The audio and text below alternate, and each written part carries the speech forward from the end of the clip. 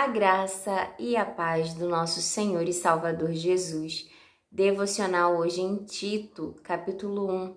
Tito é um livro bem pequeno, na verdade é uma carta, então é uma carta pequena até, são três capítulos apenas.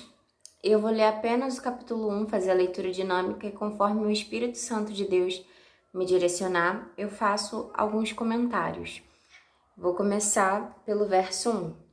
Paulo, servo de Deus e apóstolo de Jesus Cristo, segundo a fé dos eleitos de Deus e o conhecimento da verdade, que é segundo a piedade, em esperança da vida eterna, a qual Deus, que não pode mentir, prometeu antes dos tempos dos séculos, mas a seu tempo manifestou a sua palavra pela pregação que me foi confiada, segundo o mandamento de Deus, nosso Salvador.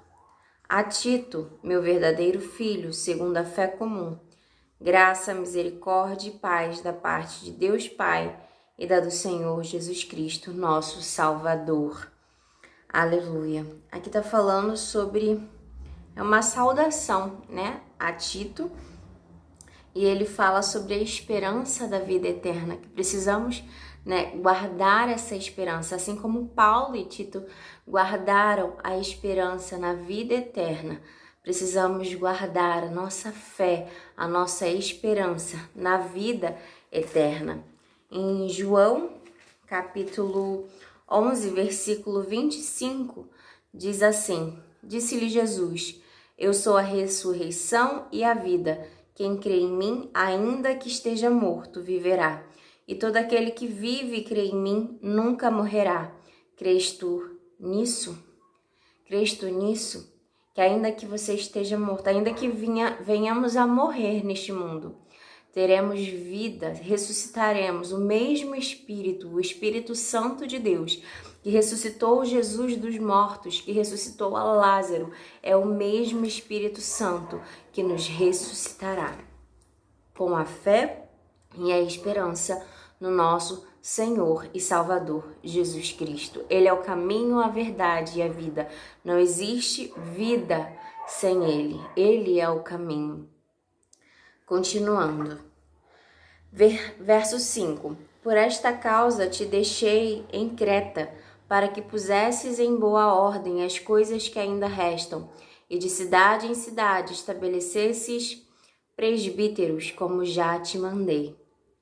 Aí agora ele vai falar sobre como deve ser a conduta, como deve ser o presbítero, aqueles que estão na função de ministrar, de servir na casa de Deus. Aquele que for irrepreensível, marido de uma mulher, que tenha filhos fiéis, que não possam ser acusados de dissolução nem são desobedientes, porque convém que o bispo seja irrepreensível, como despenseiro da casa de Deus, não soberbo, nem iracundo, nem dado ao vinho, nem espancador, nem cobiçoso de torpe ganância, mas dado à hospitalidade, amigo do bem, moderado, justo, santo, temperante, retendo firme a fiel palavra, que é conforme a doutrina, para que seja poderoso tanto para admoestar com a sã doutrina, como para convencer os contradizentes. Por que precisa ter essa conduta? Tanto para admoestar a sã doutrina, né? Ele não deve só admoestar, ensinar a sã doutrina, mas ele deve vivê-la, ele deve viver uma vida correta. Isso só tem quando temos o Espírito Santo de Deus na nossa vida, nos orientando, nos mostrando o caminho certo, nos ensinando nas nossas fraquezas, nos dando sabedoria para educar os nossos filhos, né? Para nos relacionarmos com o próximo. Isso só é possível quando temos o Espírito Santo de Deus. Esses presbíteros, essas pessoas, o bispo da casa do Senhor, ele deve ter essa conduta. Ele deve estar cheio do Espírito Santo de Deus, para que possa admoestar na sã doutrina e também para convencer os contradizentes. Não adianta falarmos com a nossa boca, reclamarmos, chamarmos o outro ao arrependimento, se não olharmos para nós. Nós devemos viver o que pregamos, devemos buscar andar em santidade com Deus, né? Ter um relacionamento íntimo com Ele, ter um coração ensinável, não achar que nós temos a sabedoria de todas as coisas, porque nós não temos. A sabedoria, a verdadeira sabedoria vem do alto, vem de Deus. E nós estamos aqui para aprender do nosso Senhor. Eu estou aqui para aprender do meu Senhor. Eu não sei de todas as coisas, eu estou num processo de aprendizagem. Nós estamos, mas precisamos buscar o conselho, a sabedoria que vem de Deus. Precisamos buscar conselho nele, precisamos ter um relacionamento com ele. Não adianta anunciarmos a mensagem se não vivermos a mensagem. Verso 10. Porque há muitos desordenados, faladores, vãos e enganadores, principalmente os da circuncisão, os quais convém tapar a boca, homens que transtornam casas inteiras, ensinando o que não convém, por torpe ganância. Aqui está falando sobre os da circuncisão, que eram os judeus. Eles estavam ensinando coisas que não convinham, que não eram de acordo com os ensinamentos, né? A sã doutrina, os ensinamentos de Deus, porque eles estavam com torpe ganância. Verso 12. Um deles, seu próprio profeta, disse: os cretenses são sempre mentirosos, bestas ruins, ventres preguiçosos. Este testemunho é verdadeiro.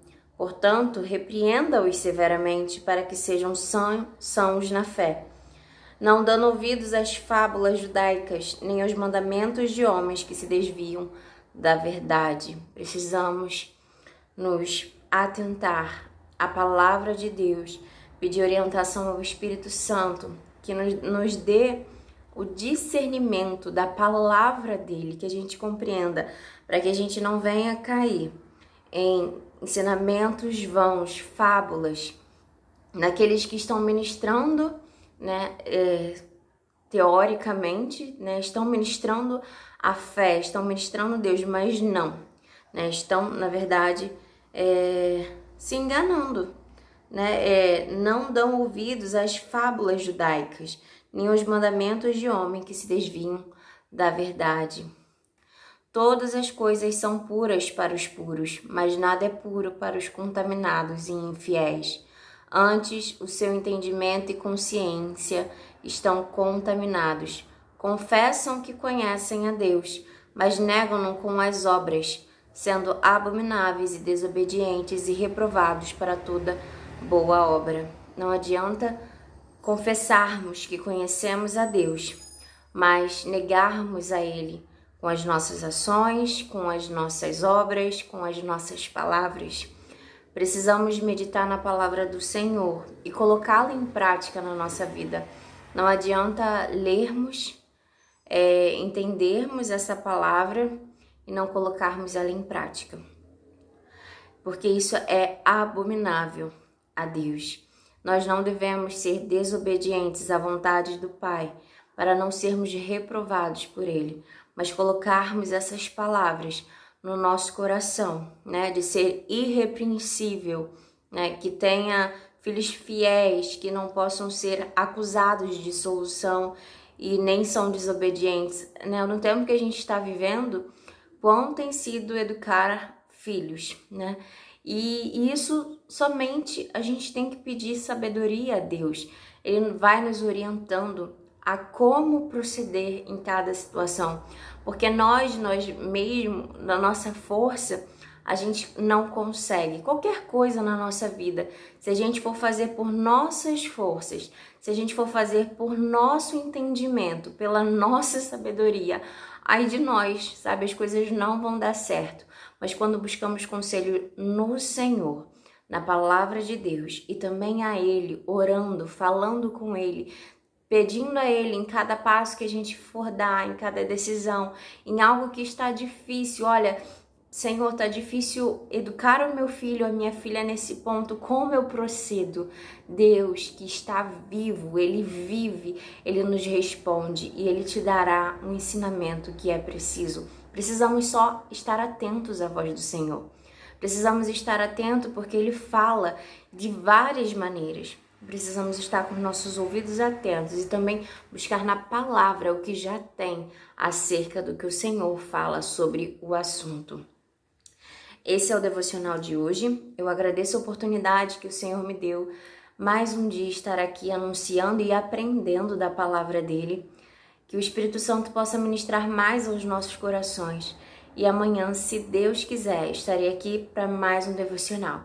É sempre um pão diário, eu nunca sei qual é a mensagem do dia seguinte, mas o Senhor, Ele sempre me dá a palavra, Ele sempre me ensina.